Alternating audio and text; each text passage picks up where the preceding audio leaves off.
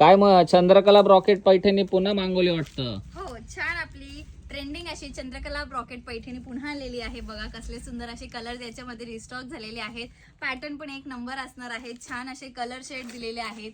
हे बघू शकता, कलर सगळे एक से बढ़कर एक असणार आहेत.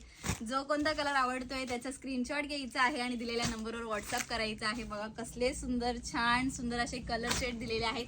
कॉम्बिनेशन बघून घ्यायचे आहेत.